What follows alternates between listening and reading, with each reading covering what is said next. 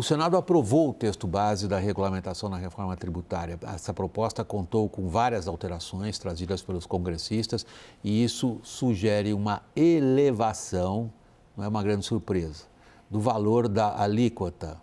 Acompanhe. Parlamentares retiraram a incidência do imposto seletivo sobre armas e bebidas açucaradas, como refrigerantes. Permanecem no imposto do pecado itens como embarcações e aeronaves, cigarros, bebidas alcoólicas, bens minerais e apostas online. O tributo, maior do que a alíquota padrão, será aplicado sobre produtos considerados prejudiciais à saúde e ao meio ambiente. Outras exceções no texto aumentam a alíquota do imposto sobre valor agregado, o IVA. Além da retirada de armas e bebidas com açúcar, também pesam os benefícios aos serviços funerários e ao saneamento básico. Foi aprovada a redução de 60% na cobrança de novos tributos para ambos os serviços. Além disso, entram na cesta básica mate, tapioca, biscoitos e bolachas, que terão isenção de 60% nos impostos. A Zona Franca de Manaus também foi beneficiada com a redução na cobrança de contribuição sobre bens e serviços para comerciantes locais. Por fim, as sociedades anônimas do futebol, as SAFs, pagarão menos imposto na comparação com o relatório anterior. Eduardo, evidentemente não é matéria dessa complexidade, a gente às vezes é obrigado a cometer, digamos assim, algumas simplificações, é o que a gente acabou de fazer. Mas a gente faz jus ao que está na cabeça de todo mundo, afinal de contas, qual vai ser essa alíquota? É possível se chegar a um número ou depende de tantas coisas que você não se arriscaria? Trabalhando com a reforma tributária, a gente se arriscou demais, né? Em matéria de estimativa e de tentar dizer qual é a alíquota, realmente é bastante, vamos dizer assim, difícil. Mas o próprio governo fez uma estimativa, a gente conhece bem como ele faz a estimativa, e a gente diz que antes do Senado seria algo em torno de 28%, e agora, segundo o próprio senador e segundo algumas informações que a gente tem, o saneamento básico tem um impacto um pouco maior, então a gente pode chegar entre 28,2%, 28,3%, aí é difícil, vamos dizer que a gente estiver falando do intervalo entre 28% e 28,5% é alguma coisa razoável, né? E isso vai ser definido em 2026. Em 2026 a gente vai ter qual seria a alíquota inicialmente aplicável. É isso. Aconteceu o que a gente não pode dizer que está surpreso com todas as mudanças, especialmente aquelas que foram feitas no afogadilho, né? Dá mais benefício para a Zona Franca de Manaus. Empresa de futebol pagar menos imposto, tirar refrigerante do imposto seletivo. Talvez o Brasil seja um dos, sei lá, não sei, o Fleury, que é um estudioso, deve me desmentir aqui. Qual é o país que tira a bebida açucarada, que faz mal, que é o refrigerante, de um imposto seletivo? Enfim, posso eu estar exagerando aqui, mas no final das contas, hoje o Rodrigo Pacheco me chamou a atenção porque ele disse não foi a reforma ideal, mas foi a reforma possível politicamente. A minha dúvida, hoje eu ouvi muito a indústria, e a indústria está super preocupada, até porque ela já é a sobrecarregada do sistema atual, achando que vai ter impacto, a Fiesp, Federação da Indústria de São Paulo aqui, no crescimento potencial do PIB, ou seja, um aumento do crescimento do PIB ao longo da próxima década, que cai pela metade, porque o sistema não vai gerar a eficiência esperada, e uma alíquota alta demais. Você tem essa resposta para a Thaís, Eduardo? Olha, Thaís, lógico, a indústria, ela está se ressentindo pelo fato de que outras atividades, que não industriais, obviamente, né, como a área agrícola, como a área de imobiliário, acabam recebendo uma redução de alíquotas e, em compensação, aumenta-se a alíquota padrão, que acaba se aplicando para os produtos industrializados. No entanto, eu tenho um pouco de discordância dessa posição de que não vai haver esse benefício todo. O que a gente entende é que o grau de simplificação, sim, apesar de todas as exceções que a gente está vendo a cada dia surgir na reforma, a simplificação vai existir, né? É uma coisa assim substancial. O outro ponto que era positivo na reforma, quando você tinha menos exceções, era o que a gente chama de equilíbrio de preços relativos. Quer dizer, você vai escolher o seu produto baseado no preço dele real e baseado na sua preferência. Agora, quando você tem impostos, né, de alíquotas diferentes, você tem essa escolha, né, entre preços relativos fica prejudicado. Então, esse aspecto ainda a gente tem, só que a visualização desses preços relativos hoje vai ser, né, infinitamente melhor do que nós temos hoje. Então, é uma coisa assim, é um ganho tanto na área de eficiência, simplificação em fazer negócios, entendeu? É lógico que a gente ficar discorrendo aqui é muita coisa para falar, mas é simplificação muito grande de fazer negócio, menor custo de administração do tributo, e ainda assim, a despeito dos preços relativos continuarem desnivelados, pelo menos você sabe quais são. Hoje a gente não sabe qual é. Então, esse é um problema que eu acho uma melhora bastante grande e acho que todo mundo vai sentir. Vocês podem me cobrar daqui uns 3, 4 anos, vocês vão ver que realmente a gente tem uma melhora substancial no ambiente de negócios. Está anotado, Eduardo, porque essa é exatamente a esperança de todos. Que a reforma, que é algo que a gente comentou isso várias vezes, eu cubro há 40 anos, reforma tributária, é a primeira vez que estou vendo isso acontecer, nessa altura da minha vida, é muito auspicioso, uma novidade dessas. Agora, Daniel, a gente, como era esperado, surpresa nenhuma, é quase uma aula antropológica sobre o Brasil, as discussões, tanto na Câmara quanto no Senado, sobre quem consegue garantir o quê para quê, em que termos de benefícios, escapar desse, colocar esse, o concorrente que se dane, eu fico sem. No final, dá para fazer um balanço? William, eu nem sou a pessoa mais capacitada para fazer um balanço o quanto a gente ganhou, o quanto a gente perdeu, mas o que mais me chamou a atenção nesse processo todo, eu estou há 20 anos aqui em Brasília, e se a gente for pegar o que foi esse processo de tramitação da reforma tributária, teve votação da PEC na Câmara, da PEC no Senado, depois do projeto de regulamentação na Câmara e do projeto de regulamentação no Senado. Em cada uma dessas 4 etapas, o que eu vi foi um processo de lobbies setoriais aqui nos corredores do Congresso, como eu nunca tinha visto antes. É claro que sempre tem projetos de muito interesse do setor privado e os lobistas correm para lá e para cá, mas nessa quantidade, nessa intensidade, eu nunca tinha visto. Então, isso me chama a atenção porque as decisões que foram tomadas, é claro que a gente pode dizer que o Congresso é a casa do povo e as decisões são legítimas. Você precisa... o Congresso, no final das contas, é a voz do povo ali nesses processos. O problema é que quem tem mais bala na agulha conseguiu se fazer representar melhor na defesa dos seus interesses. E aí a gente viu em cada uma dessas etapas ali algumas medidas que... claro, podem ser decisões legítimas em que o poderio econômico e às vezes assim, por que que nem a Thaís disse, por que as armas saíram em cima da hora? Por que refrigerante saiu, né? Por que teve emenda ali que prosperou de biscoito creme cracker e água e sal entrar com alíquota reduzida?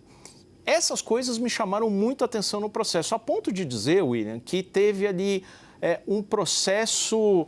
Houve muitos relatos aqui de empresários e representantes setoriais dizendo assim, a coisa que mais você tinha aqui no Congresso nesse processo todo foi de deputado e senador que recebia aqui uma demanda e falava assim, olha, eu não entendo disso, mas está aqui o cartãozinho de um escritório de advocacia, seria bom se vocês falassem com eles antes de me apresentar aqui essa sugestão de emenda. É esse Brasil que a gente viu na reforma tributária que não teve nada de modernizante, né?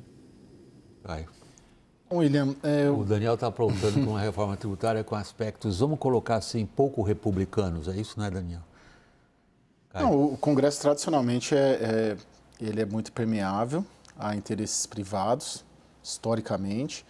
O Congresso é formado majoritariamente por empresários também, pelo setor privado, né? Uma descrição funcional, quando eles são candidatos, tem pesquisa, a maioria é empresário, se apresenta como empresário. Então, tem ali uma sensibilidade grande para questões egressas deste universo. Agora, os setores mais organizados também sempre se dão melhor. Haja vista a carne, né? Teve um debate na Câmara, mas acabou entrando, era uma demanda do agronegócio, acabou entrando ali como um fator ali na cesta básica. Setor de bebidas açucaradas, poxa, isso aí nem se fala, sempre teve ali muita aderência. E muita suscetibilidade ali dentro dos parlamentares. Então, quem se organizou mais, Quem tem mais facilidade, quem tem mais acesso, é um clássico, é o Congresso Nacional e ele acabou reverberando isso, William. Eduardo, se a gente considera, do ponto de vista da audiência leiga, eu também sou leigo nisso, sobre todas essas questões intrínsecas da legislação tributária, que em si já é bastante complexa, me chamou a atenção o horizonte de tempo que você citou, acho que na tua primeira resposta, quando você disse, me cobrem que daqui 4 anos nós vamos concordar com os ganhos de produtividade que vem da simplificação, o que faz com que muitas empresas tenham que gastar menos para poder pagar imposto ou para entender como pagar imposto. Por que você fala em 4 anos, não em 2 ou eventualmente um pouco mais adiante? Esse horizonte para você está baseado no quê? É porque a implementação da reforma ela vai ser feita em vários anos, William. Então, quer dizer, ela não vai ser feita de imediato. Então, o ano que vem, por exemplo, a gente vai ter a criação do sistema, comitê gestor, cobranças e tudo mais. No ano seguinte, tem uma cobrança teste, em 2026. Em 2027, você tem a CBS, que começa a entrar em vigor. Então, essa reforma ela vai ser sentida aos poucos, entendeu? Então, eu estou calculando aqui 4, 5 anos, quando você começa a sentir esses benefícios.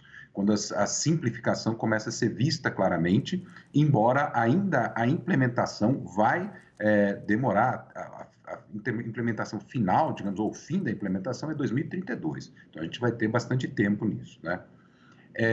O que a gente entende um pouco, eu acho que é uma observação que eu gostaria de fazer com essa questão de essa tendência de pedir as coisas, né, de reivindicar alguma coisa em termos de benefícios, né? Eu pensei até em escrever um artigo que falou assim, em busca da alíquota perdida, né? Porque todos queriam uma redução de alíquota, né? Todos queriam ter uma redução de alíquota e muitas vezes, como o sistema é muito diferente do que a gente tem hoje, eles não conseguem visualizar o impacto.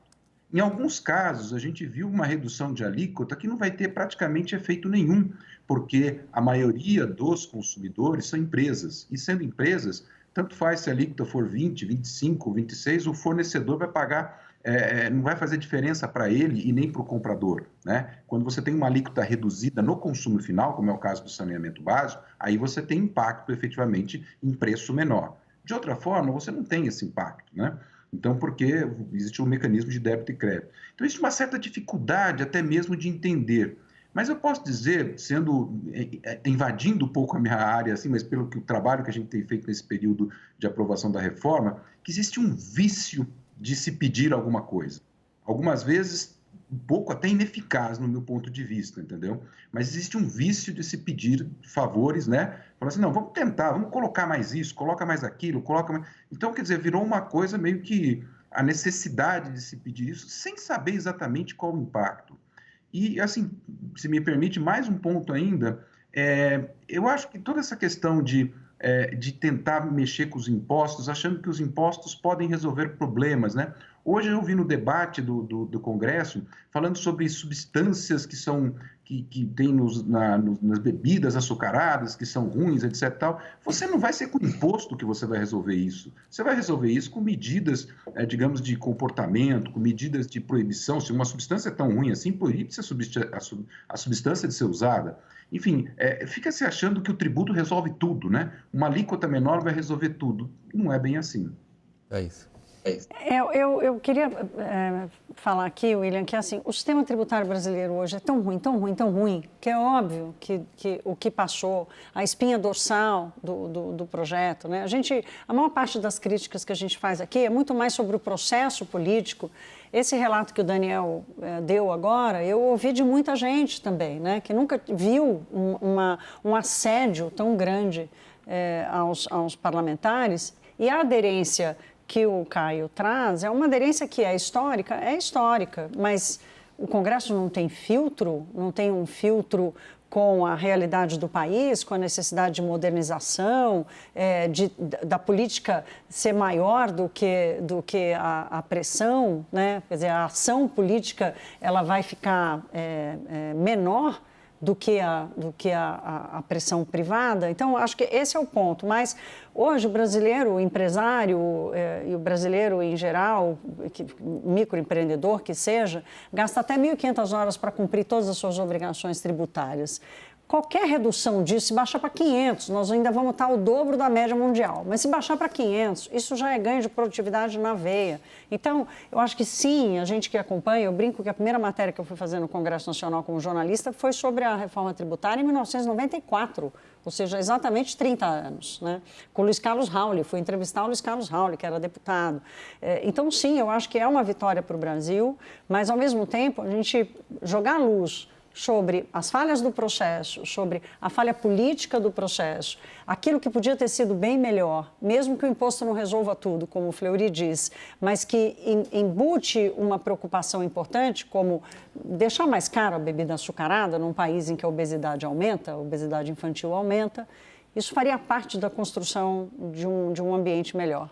Mas, Thaís, tem um ponto ali que é interessante, né, que você menciona. Tem esse estudo clássico do Banco Mundial que uma empresa brasileira dedica 1.500 horas aqui só para pagar imposto por ano. E eu me lembro vivamente de uma sessão com grandes empresários, investidores no Brasil, no Fórum Mundial de Davos. E ali, com todos esses grandes CEOs ali, o Paulo Guedes era ministro da Economia na época, e na saída desse encontro, eu fui perguntar para o presidente mundial da FEMSA. FEMSA, uma empresa mexicana, maior engarrafadora de Coca-Cola do mundo. Qual que era o problema? O que ele estava levando, essencialmente, de queixa ao ministro da Economia do Brasil? Ele disse assim, o meu grande problema, o maior problema que eu tenho é que em todos os países em que eu estou no mundo, em nenhum deles eu tenho um departamento de contabilidade tão absurdamente inchado e gigantesco como o que eu tenho no Brasil. Não importa nem pagar mais imposto. O que me importa é a quantidade de gente que eu tenho mobilizada para calcular o imposto que eu preciso pagar. Isso acontece em várias multinacionais, acho que tem vários estudos sobre isso. O tamanho do departamento para cuidar do tributo no Brasil, nas empresas, é enorme. E se isso reduzir, isso é ganho de produtividade, eficiência das empresas, né? Gente, lembrando que não acabou ainda, né? Que esse texto volta para a Câmara. Ai, meu Deus. Provavelmente semana que vem. Na Câmara eles estão comparando o que eles aprovaram com o que o Senado aprovou, tanto na CCJ e hoje no plenário. Pode ter mais mudança aí na semana que vem. Vai permanecer então, Eduardo, essa expressão que você usou, que é tão bonita, em busca da alíquota perdida, que na verdade ninguém sabe qual é. Num ambiente no qual se pede muito, sem saber muito bem o quê.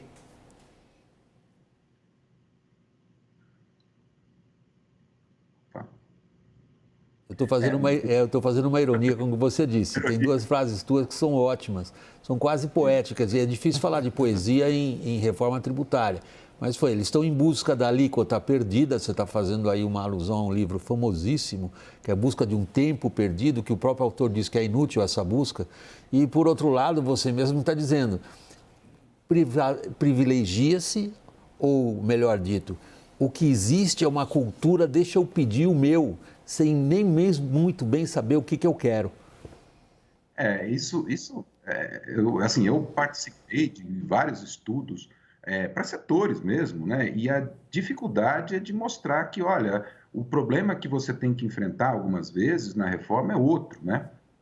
E às vezes a pessoa fica, não, eu quero saber da alíquota, né? Os grupos, como se fosse a solução para tudo. E quando você vai ver em outros países que já adotaram IVA, muitas vezes, né, não é uma busca só por alíquota, é uma busca pelo sistema, pela melhoria do sistema, né? E uma coisa, adicionando essa questão de número de horas, o problema da complexidade do sistema não é só o custo, porque você não faz o negócio, você não implanta o sistema, você implanta o pior sistema que gera uma redução de produtividade. Algumas vezes eu tenho dia a dia tributário de empresas que querem simplesmente fazer negócios em outro estado e tem uma série de dificuldades com isso. Então, o resultado não é só custo, é não fazer negócios. Então, eu chamo muito bem a atenção nisso aqui. Esse coração que foi falado da reforma, ela foi preservada. Quer dizer, a despeito de ter no último na última hora, e como sempre a última hora, não sei se vocês lembram, eu falei isso da última vez, o problema é a última hora, né? Houve a implantação de uma substituição tributária que estava sendo limpada do sistema, mas colocaram para cigarros e para bebidas, né? Mas a despeito disso, o resto, o coração, essa relação entre empresas, de você instalar empresa, de você fazer negócios, essa simplificação foi preservada. Então, quer dizer, eu acho muito importante e eu acho que isso vai realmente gerar o ganho. Mas, infelizmente, isso a gente vê e viu, né, diariamente essa questão de vamos buscar algum favor, temos que buscar alguma coisa como em favor nosso, né? Sem saber que, na verdade, existem outras coisas mais importantes, inclusive para o negócio, competitividade entre setores, às vezes não se leva Claro. Mas, enfim, é isso.